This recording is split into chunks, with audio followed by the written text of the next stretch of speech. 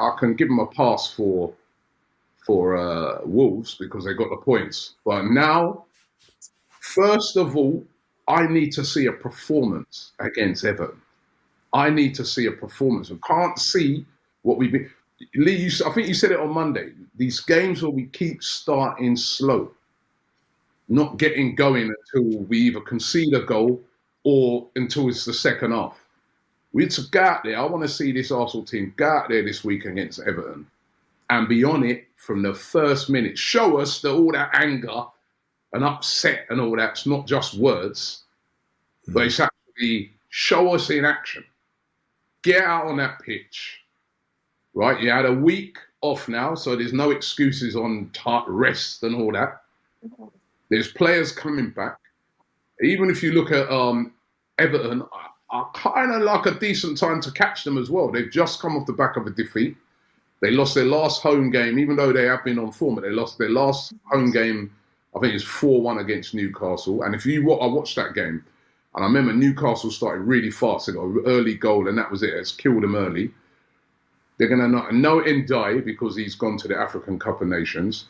No Idrissa Gueye, he's gone to the African Cup of Nations. And Dewsbury Hall done his hamstring last week. These are three of their most important players. Yeah. Arsenal, you know what they're going to do. We know how Everton play. It's going to be very defensive. Go and get at them. Last week you might have got a pass. We won't get it this week. That's for sure. I know how you guys feel, but for me, pressure is on this one.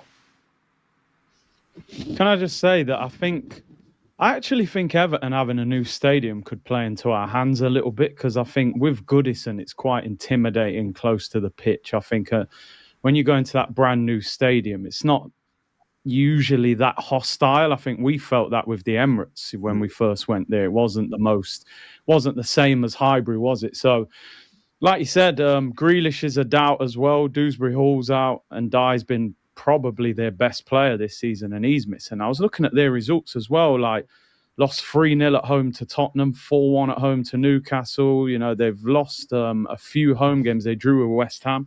They have had some good results as well, but the dynamics is going to change this weekend because Man City played before us against West Ham. We all expect them to win that. That will put them back at the top of the league, which hasn't happened for a while.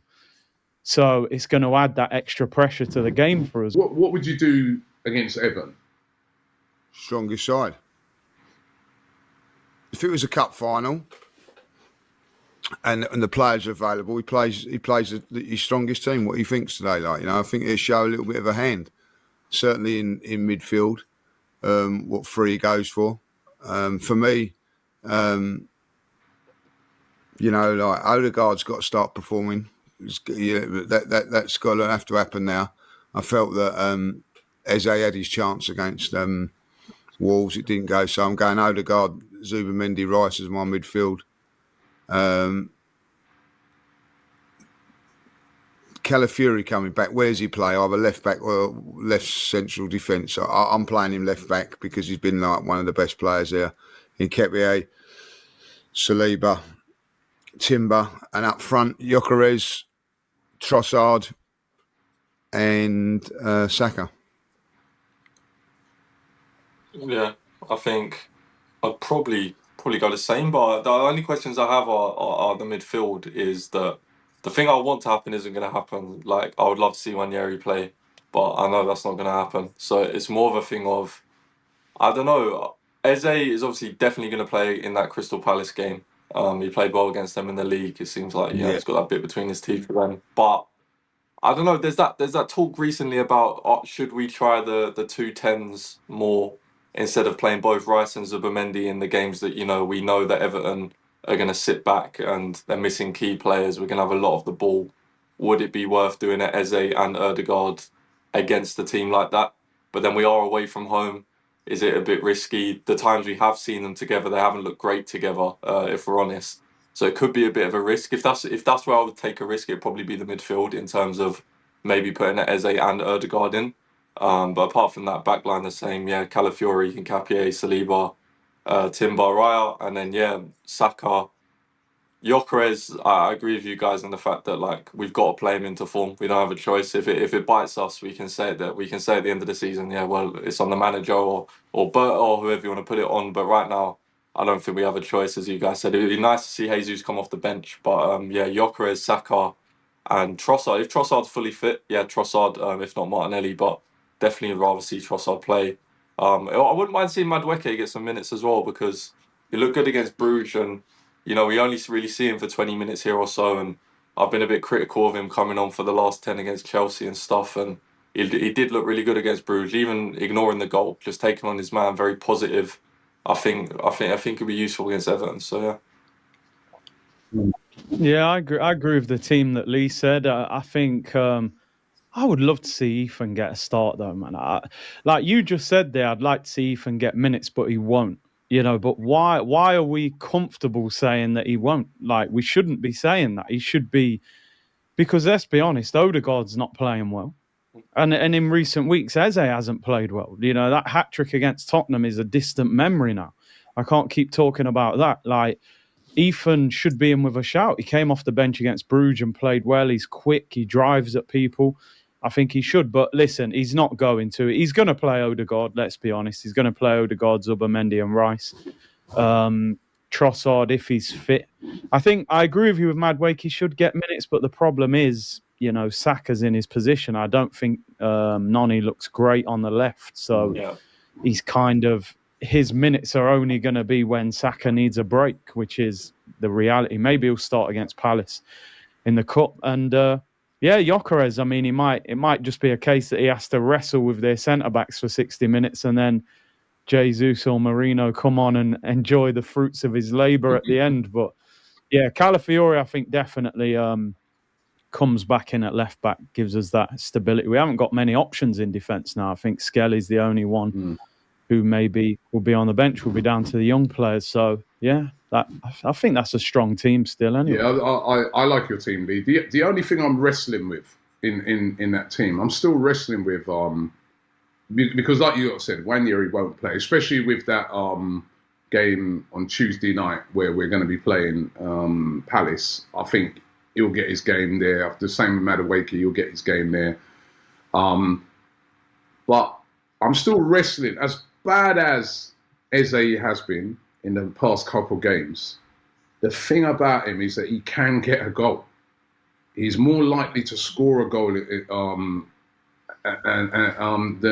Martin Odegaard. So I'm just wrestling in my head because, like you said, Odegaard has not been, you know, he's not been on fire.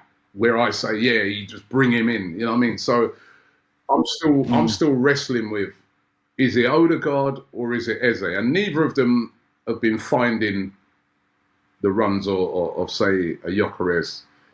So I guess like either of those plays, I'm going to be okay with. But whichever of them plays, they need to step up. Because those two in particular, in recent games, have not been good enough, have not given us anything really. And they're both playing in a position where you're expected to give us something. You know, so when Eze sort of was first playing, even before he got that hat-trick, I kind of liked his little link-ups with Saka and, you know what I mean, the two of them were looking dangerous together, but that's kind of dropped. Yeah. And when Odegaard's played, he's looked lively around the place and, you know, we know pressing and stuff like that. I haven't really seen enough from him. And as I said, when he gets into that shooting position, if Eze's in that shooting position, he's more likely to score.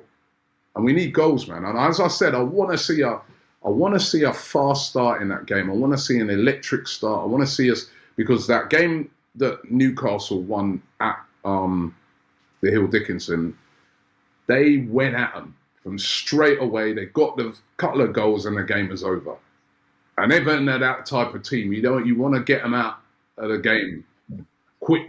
Yeah. You know, because if they dig in, they're dangerous. You know what I mean? The crowd gets up, tackles start flying in to get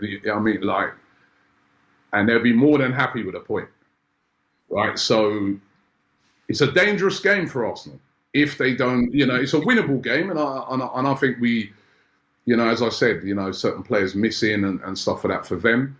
It's a winnable game. We've got a few players back. It's a bit stronger. Good to see Saliba back in there as well.